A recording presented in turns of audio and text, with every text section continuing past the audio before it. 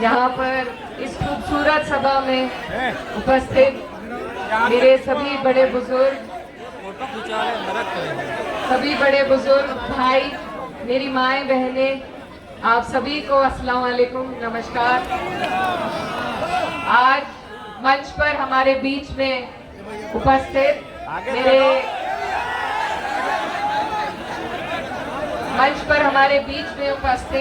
आपकी यहाँ से होने वाली विधायिका और आपकी प्रत्याशी समाजवादी की हमारी आंटी शोभावती वर्मा जी, साथ ही में मैं धन्यवाद देना चाहती हूँ मेरे पिता तुल्य सांसद लालजी वर्मा जी का, जिन्होंने मुझे मौका दिया कि मैं आप सबके बीच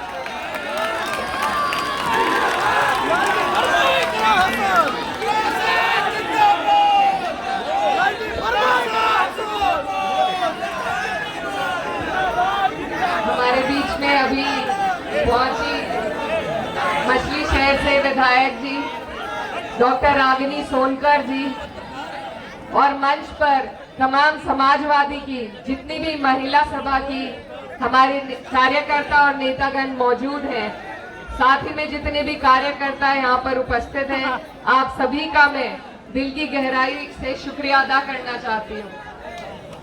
आज आपके बीच में जिस मकसद के लिए हम आए हैं आप अच्छी तरीके से समझते हैं। आपके यहाँ पर उपचुनाव चल रहा है और जो देश के हालात हैं वो मैं 2 पंक्तियों के साथ आपके बीच में रखना चाहती हूँ कि सूरज के खुदाओं की ये कोर निगाही है, सूरज के खुदाओं की ये कोर निगाही है, महलों में उजाला है, कुटियों में सिहाई है, महसूस ये होता है ये दौरे तबाही है, शीशे की अदालत है और पत्थर की गवाही है।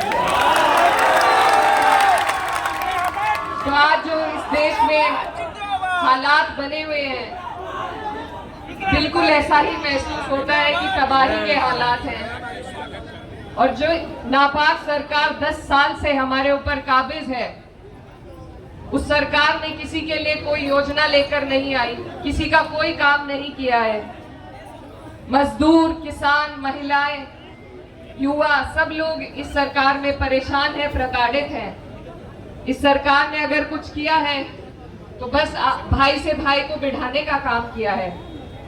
ये सिर्फ नफरत के बीज बोना जानते हैं और उसी के आधार पर वोटों की फसल को काटते हैं। इनकी इस नफरत की राजनीति को आज आपको और हमको मिलकर खत्म करना है, क्योंकि आप लगातार देख रहे हैं इनकी नीयत आपके सामने है। जिस तरीके से ये रोज एक नया कानून ऐसा लेकर आते हैं जो इनके लिए आपको और हमें चिन्हित करके परेशान करने की जो इनकी योजना है उसे आसान बना दे।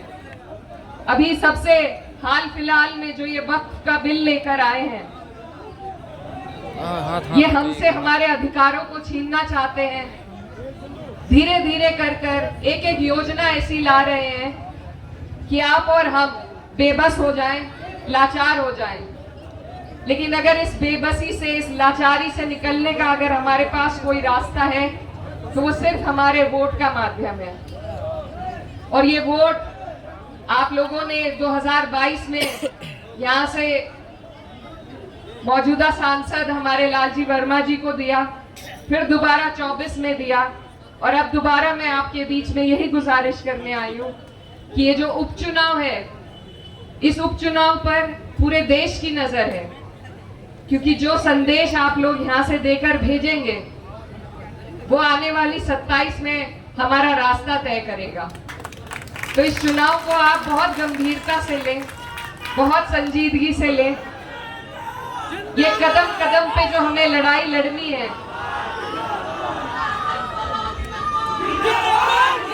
कदम कदम पे जो हमारी लड़ाई है, चाहे छोटे से छोटा चुनाव हो, प्रधानी से लेकर जिला पंचायती, विधायकी, सांसदी तक, हर चुनाव में अगर हमने नफरत फैलाने वाली इस तानाशाह सरकार को शिकस्त नहीं दी तो इनके हौसले मजबूत होते रहेंगे और ये इसी तरह के कानून ला लाकर आपको और हमें परेशान करते रहेंगे।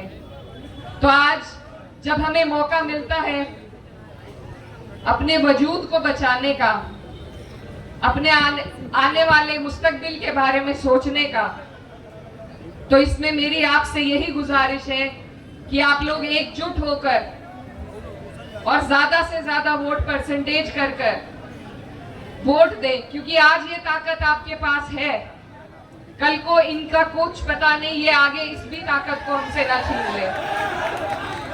तो इसलिए जब जब आपके पास ये मौका आए, किसी भी सूरत में आए, इन्होंने इतनी नफरत हमारे समाज में बोने का काम किया है कि इसको निकालने के लिए, इसकी जड़ें उखाड़ने के लिए हमें बहुत मेहनत करनी पड़ेगी और बहुत वक्त लग जाएगा। लेकिन जो हमारे मुल्क की खूबसूरती है वो इसी में है कि हमारा भाईचारा बना रहे। जब किसी हिंदू को चोट लगे तो मुसलमान भाई सबसे पहले आगे आए, और जब मुसलमान को पीड़ा हो तो हिंदू भाई उसकी आवाज उठाए। यही हमारे मुल्क की खूबसूरती है। और इस खूबसूरती को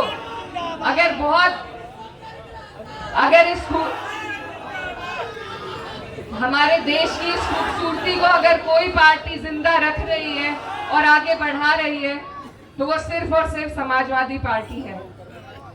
ये मुख्य धारा में हमारे प्रदेश की पार्टी है, विपक्ष में। और आगे आने वाले 27 में, ये आपका ट्रेलर है, पिक्चर आप लोग 27 में दिखाएंगे। लेकिन आपसे मेरी ये गुजारिश है कि हमारा जो पीडीए का नारा है, इसमें यहाँ पर बहुत से जो हमारा समाज है, 36 बिरादरी का समाज इसमें आ जाता है। तो सबको हमें संजोकर चलना है, इनकी बांटने की राजनीति में नहीं आना है।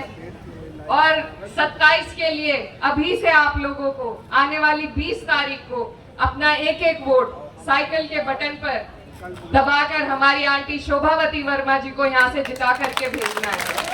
और जैसा एमपी साहब अभी कह रहे थे कि महिलाओं पर एक बहुत बड़ा एहसान हमारे माननीय राष्ट्रीय अध्यक्ष जी ने किया है। 9 में से 5 टिकट महिलाओं को दिए गए हैं। और आज मंच पर भी आप देखेंगे तो महिला सशक्तिकरण का सबसे बड़ा उदाहरण आपको यहाँ देखने को मिलेगा। क्योंकि मुझे लगता है कि अगर इस नफरत की राजनीति को कोई खत्म कर सकता है तो उसमें हमारे देश की महिलाएं अहम भूमिका में नजर आएंगी। और यहाँ भीड़ में भी हमारी महिलाएं अहम भूमिका में, मुझे देखकर बहुत अच्छा लगा। तो अपनी माँ बहनों से मैं खास तौर पर अपील करना चाहती हूँ कि आप लोग एक तो अपने वोट की पर्ची और अपनी बूथ की जानकारी पहले ले लें, और उस दिन एक एक वोट बाहर निकलकर ये जो लड़ाई है, अपने वजूद की लड़ाई को आपको मजबूती से लड़ना पड़ेगा। क्योंकि उसूलों पे जब आँच आए तो टकराना जरूरी है, और जिंदा हो तो जिंदा नजर आना जरूरी है। आप सभी का बहुत बहुत शुक्रिया। हम लोगों के बीच में बहुत ही शानदार विधायक मछली शहर श्रीमती डॉक्टर रागनी